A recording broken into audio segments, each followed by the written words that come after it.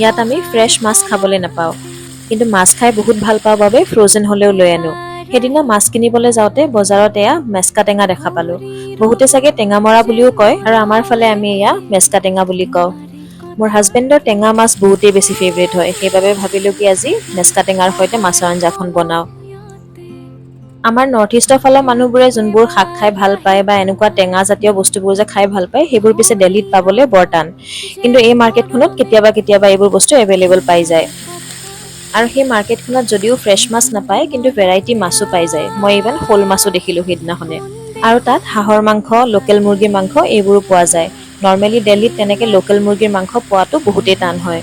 আৰু হাঁহৰ মাংসটো ইয়াৰে মানুহে নাখায়ে, সেইবাবে মাৰ্কেটবোৰত নাপায়। আৰু সেইবাবে নৰ্থ ইষ্টৰ যোন মানুহে সেই মাৰ্কেটখন চিনি পায়, তালৈকে যায় মাছ মাংস কিনিবলৈ। আৰু ইফালে মই মাছৰ আঞ্জাখিনি বনাবলৈ মাছ ফ্ৰাই কৰি ল'লোঁ। একেবাৰে অকণমান ফ্ৰাই কৰিছোঁ, যিহেতু টেঙাত দিয়া মাছ বেছি ফ্ৰাই কৰিলে ভাল নালাগে।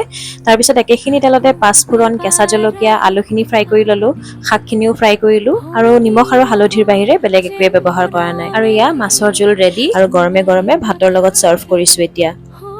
টেঙা দি মাছ যিহেতু সকলোৱে বনাব জানে, সেইবাবে মই ৰেচিপিটো তেনেকৈ ডিটেইলকৈ একো শ্বেয়াৰ কৰা নাই। আৰু টেঙা দি বনোৱা মাছ যেনেকৈ বনালেও বহুতেই বেছি ভাল হয় খাবলৈ। আৰু আজিলৈ তেন্তে আহিছোঁ, পুনৰ বেলেগ এটা ভিডিঅ'ত লগ পাম।